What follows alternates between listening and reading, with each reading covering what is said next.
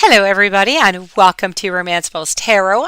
It is a general reading, so it might not resonate with everybody, so it's really important that you take whatever resonates with you and you simply leave the rest of it aside.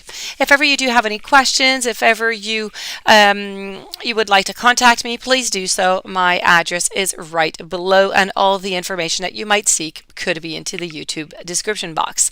Also, if you do enjoy the channel and you have not yet subscribed, please do take a brief moment of your time to click the subscribe button to show your support to the channel and to myself, and it would be greatly appreciated, and I do thank you so very much.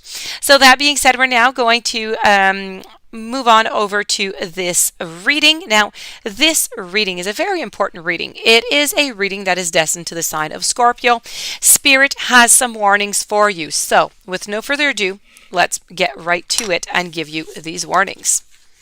We have the Snow Angel, followed by Fairy of the Highlands.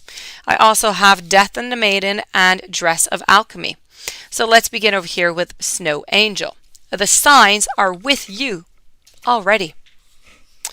You have already received really definite, clear signs, ones that you have asked for. You've been asking for this, and you've received them over and over again. The Snow Angel will reply again, but it is the message that you are refusing to hear, not her presence, that is denied to you. It is your own fear and attachment to hesitating that keeps you and your life on pause. It is time to see what has already been shown to you and to take action immediately. Without hesitation, the Snow Angel has shown you so very clearly that you are protected and you are cared for. Now it is time for you to do exactly that for yourself. And yes, you can do it. So open your senses up to angelic guidance. Moving on over to the Fairy of the Highlands, this is all about a time to be brave, and it's a time to stand your ground, even though it might not be something that you're always used to doing. Now, you see this sword here, the sword of power. Now, she has not wanted to use it for the longest of time, but at some point in your life, at some time, you have to go and you have to use it. The Fairy of the Highlands doesn't want to fight. She wants to resolve disputes peacefully, but she will fight if it must come to that, and she is showing you now that you too have the means to stand up for yourself, even though you have, I have to say, almost chronically avoided conflict and allowed others to kind of take advantage of you. It is time to take up this sword, to step up to par and of yourself that knows that, you know what? You need to take a stand. You need to speak the truth and not back down when the threat of a conflict looms. It may seem unnatural to you, and it might even seem wrong and even frightening. But this little fairy knows it.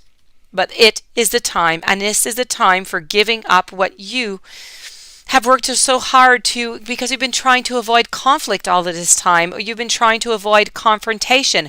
But this is no longer right. You need to take the stand. You need to hold up that sword. The Fairy of the Highlands is going to be there with you, and when the threat is over, she is going to help you celebrate your beautiful victory of standing your ground. The time of truce is over. It is time to speak your truth. It is time to be strong.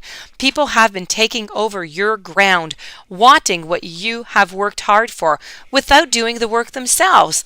They have done so by taking advantage of your peaceful nature, but enough is enough. Sad as it is time to change this and to cut away the cords between you and those who have taken so much.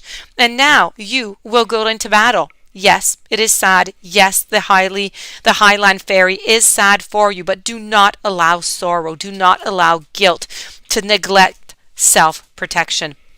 Honor yourself, raise your sword, and simply do not back down. So very important, okay?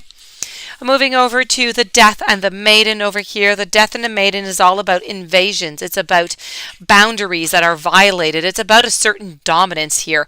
The skeleton itself is the other partner, may be male or female, of this lovely lady here. So This is about thinking that something was love, but now seeing and feeling that this is simply invasive. They tell you that they care for you, and yet it just seems like they just want to take and take and take from you all the time. And this no longer feels right to you. You're feeling helpless, you're feeling vulnerable, but what can you do? How do you break free? And what if whatever it is that they're saying is true? Do they love you? Are you fearful for no reason? This is a very out of balance relationship between you and another at this time. It may be that you are the death here, because the skeleton is symbolized as death, taking too much and imposing onto the other, and all the while being blind as a skeleton to the truth. Or it may be that you're the maiden and you have no defense against another who is simply draining you, claiming all of the while to love you. You may have been drawn into this drama and color and entertainment of a relationship that is just full of highs and lows and passions, but you are now discovering that it is very, very tiring. It's draining. It's lacking in respect, and it is time to truthfully say and to assess this relationship and to take steps, but to be safer, more protected, more respected.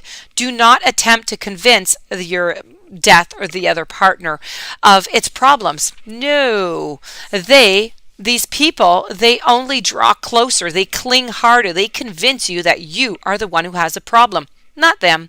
So you may feel some fear as to what they're going to do when you separate from them, as they are very vindictive and they can be really malicious.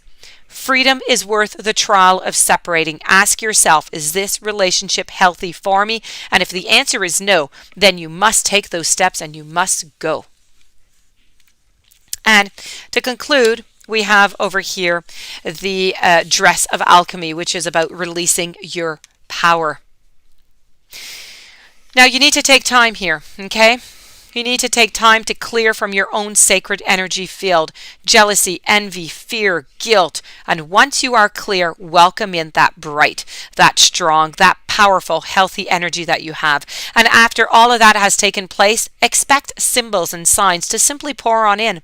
Keep your energy strong and bright and follow the signs. And when your energy is strong and bright, when you come from a place of love, of courage, of wisdom, you are going to attract the right signs and you are not going to be mizzled. Do not expect to have no change after the arrival. Relationships and situations are based on ego-centered concepts. They're containing toxic energies and they are going to fall away simply, naturally. And you are now going to ask for your worth. And this is not hubris, overweening pride. It is self-love in action. And this is what you need to do in more than one occasion. Over here, we were talking about it also. So that being said, this does conclude, my dear friend Scorpio, your beautiful reading with Spirit and the warnings. So I do hope that you're going to take some of these warnings. You're going to try to apply them into your life. So the warnings, maybe you won't need them, or maybe it's going to be simply soften it up. So if you do have any questions, please don't hesitate to contact me. Please don't forget to subscribe to the channel. Have yourself a beautiful day. Many blessings. Thank you as always for being there, for listening, and I will see you tomorrow with a new message.